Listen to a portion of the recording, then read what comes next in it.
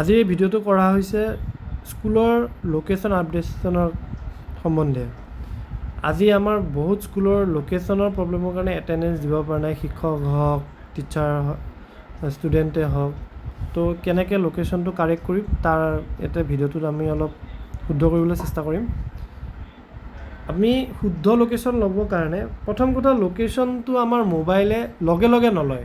Correct location এটা লওঁতে অলপ সময় লাগে, 15 ছেকেণ্ড বা 20 ছেকেণ্ড তেনেকুৱা ধৰণৰ।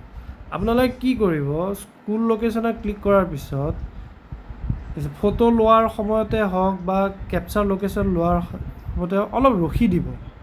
যেনেকৈ ধৰি লওক এই ফটোখন লোৱাৰ অলপ সময় ৰখিলে, 10 ছেকেণ্ডমান ৰখিলে, তাৰপিছত কেমেৰাটো ক্লিক কৰিলে, ফটোখন ল'লে, অলপ সময়তে ৰখি দিলে 10 ছেকেণ্ডমান, তাৰপিছত ফটোখন ল'লে। মই এতিয়া বৰ্তমান ফটোখন লোৱা নাই। তাৰপিছত ওলাই আহি অলপ সময় ৰখি দিব, তেতিয়ালৈ একুৰেট লোকেশ্যনটো মোবাইলটো লৈ থাকিব। এবাৰ কেপচাৰ লোকেশ্যনত যাব, ইয়াতে লোকেশ্যনটো আহি যাব, তাৰপিছত ছাবমিট কৰি দিব। লগে লগে নহয়, খুলি পেলাই ফটাফট দিলে লোকেশ্যনটো ভুল হয় কিয়, আমাৰ ডিভাইচবিলাকে লোকেশ্যন সদায় অলপ দেৰিকৈ লয়। আপুনি গুগল মেপ আৰু তাৰ লগতে আপোনালোকে এটা কাম কৰিব পাৰে, লোকেশ্যনটো কাৰেক্ট হৈছে নে লগতে গুগল মেপটোখনো খুলি ৰাখিব। গুগল মেপত চাব আপোনালোকৰ লোকেশ্যনটো এনেকৈ ঠিকভাৱে দেখায়। এতিয়া মই ঘৰত আছোঁ, মোৰ ঘৰত পূৰা একুৰেট দেখাই আছে, এতিয়া মই ল'ব পাৰোঁ।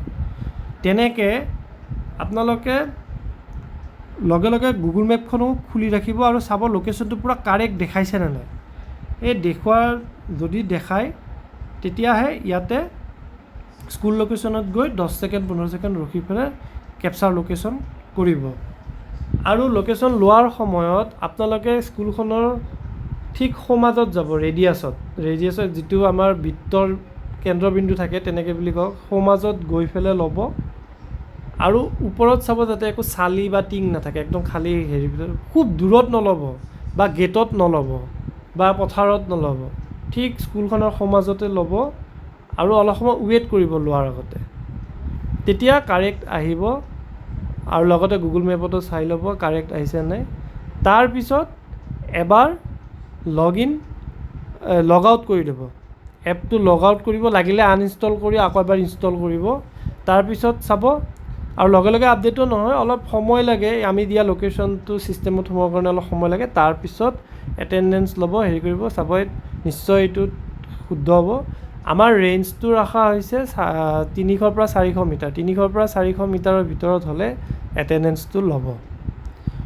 তো এইমতে কালি যাৰ প্ৰব্লেম হৈ আছে এইমতে ট্ৰাই কৰিব। চিসকলকো মই কৈছোঁ, চিসকলে নিজৰ নিজৰ ক্লাষ্টাৰত গৈ লাগিলে য'ত পাৰা নাই দেখাই দিব।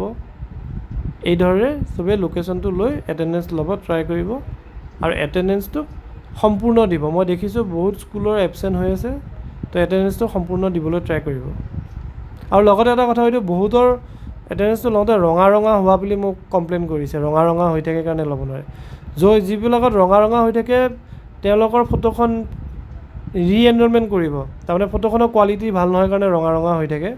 ৰি-এনৰলমেণ্ট, সেই বাচ্ছাজনৰ ৰি-এনৰলমেণ্ট আপোনালোকে পৰ্টেলত গৈ লগ ইন কৰি ৰি-এনৰলমেণ্ট কৰিব, তাৰপিছত ডাইৰেক্ট এপত গৈ তেওঁৰ ফটোত ল'ব পাৰিব। ধন্যবাদ।